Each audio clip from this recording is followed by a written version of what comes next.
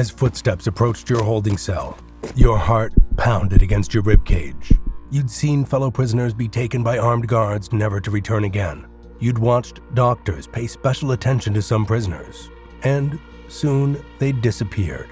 As the cell door opened, you feared the firing range, the surgical rooms, the injections you wouldn't live to know the contents of. From 1936, the Imperial Japanese Army conducted experiments at its notorious 731 cover facility. It was said to be developing chemical and biological weapons for warfare, but its research took a sickening human toll. Welcome to History on Fleek. Today we examine the very worst experiments of Japan's Unit 731.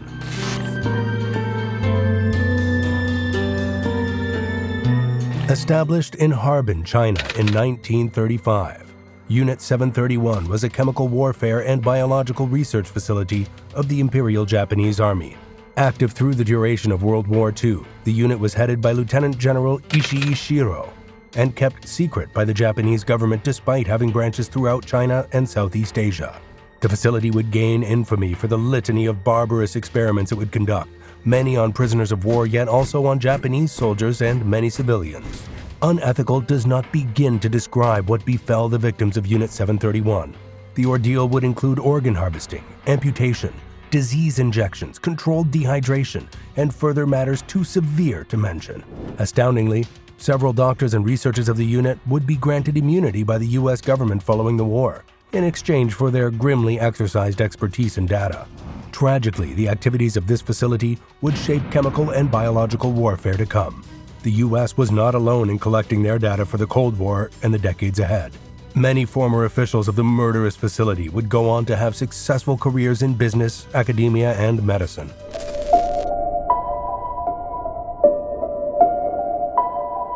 One of the most ghastly experiments committed by Unit 731 was entirely cold-blooded weapons testing.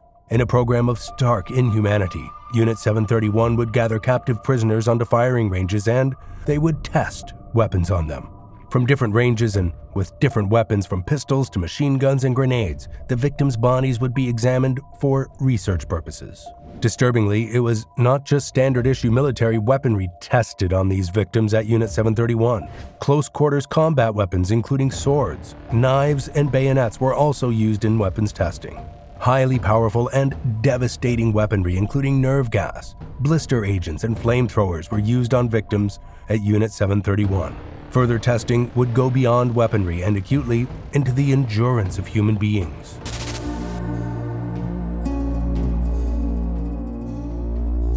For a covert facility that went by many names, including the Ishii Unit and the Kamo Detachment, its dehumanizing effects were felt far and wide. Most profoundly, its trauma was endured by Chinese soldiers and civilians as part of the Second Sino-Japanese War. Unit 731 would use biological weapons in areas of China that were not even occupied by the Imperial Japanese forces. Many of these areas entirely civilian. The exact extent of how many people were victims of Unit 731 cannot be known, as most of the unit's records were destroyed.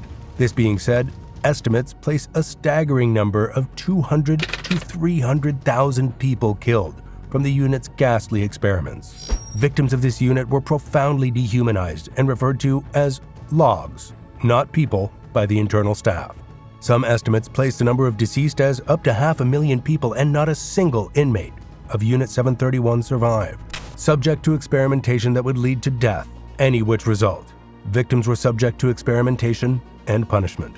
The horror of this experimentation remains a source of trauma and pain for many. The legacy of Unit 731 remains highly controversial for the victims of it and for the country who created it.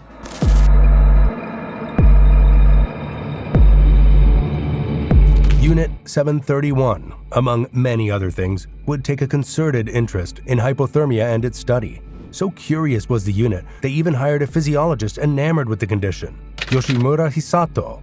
In what was supposed to be for the study of limb injuries, Hisato oversaw some thoroughly disturbing instances of forcing hypothermia on the unit's captives. Victims of hypothermia under Hisato's watch would have a limb held under an ice-filled tub of water until it had frozen solid and the skin was iced over.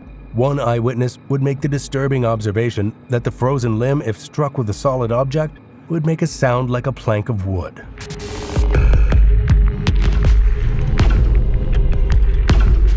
In the face of atrocity, it's important to understand the greater context of the time that led to the unit's creation. Imperial Japan was something of an ascending force in the early 20th century. The previous century had seen the country modernize with a speed and success never witnessed before. Come the 20th century, Japan was a rising great power, acquiring territorial islands along with successive military successes in the First Sino-Japanese War, the Boxer Rebellion, and the Russo-Japanese War. Essentially, Japan was on the rise and desired to become a dominant world power in every aspect. And that wasn't just in a territorial or military sense. Led by an authoritarian and militaristic government, high value was placed on technological and scientific advancement, and this led to Imperial Japan exploring biological and chemical weapons for warfare. Unit 731 would likely never have been established without Imperial Japan's global and ideological ascent in the early 20th century.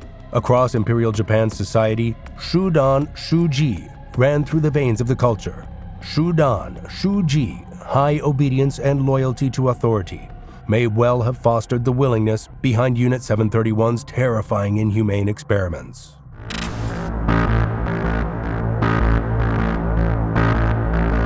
Following the entry of the Soviet Union into the Pacific Theater and undeniably the atomic bombings of Nagasaki and Hiroshima, Japan would surrender and World War II could finally end. After the defeat, Japan would be under temporary military occupation before its constitution was drafted in 1947. In a dramatic shift and significant change, Japan would move from an imperialistic dictatorship to a parliamentary democracy and has remained a global leader ever since. However, the legacy of Unit 731 remains a sore sticking point for the nation of Japan. The International Military Tribunal for the Far East would recognize many of the unit's actions as war crimes in 1946, yet its perpetrators were never brought to justice. Unfortunately, both the Japanese government and society have struggled to come to terms with the atrocities committed at the facility. Along with other war crimes in the region, tensions between South Korea and China remain unresolved. It would not be until the 1990s that Japan would even acknowledge the existence of the facility. To this day, China has not forgiven, and Japan has not apologized for the actions of Japanese forces on Chinese land between 1931 and 1945. As time continues to charge forward, this matter may never truly be resolved.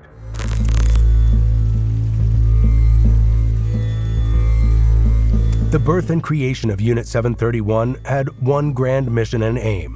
By 1939, Unit 731's main purpose was to design and foster weapons of mass destruction to be used against the Chinese and any enemies beyond in the future. This would mean that the thousands of captives at the unit's many facilities would be exposed to some of the malignant infectious agents on the planet. Stunningly, this included prisoners being infected with Yersinia pestis, a lethal bacteria that covers both pneumonic and bubonic plague.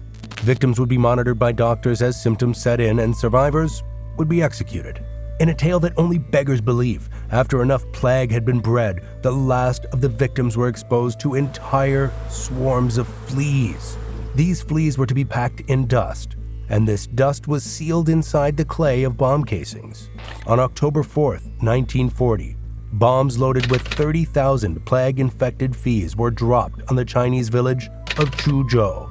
More than 2,000 civilians died of plague after the deployment, and more than 1,000 would die in neighboring Yiwu from the virus transmission.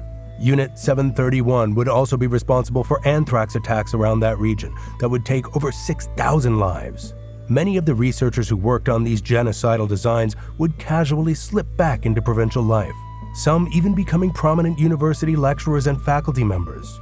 Quite horrifically, Japan had made plans to attack the United States mainland with the same measure of plague-ridden flea bombs. Luckily, they never got the chance. This is History on Fleek, and we'll see you next time.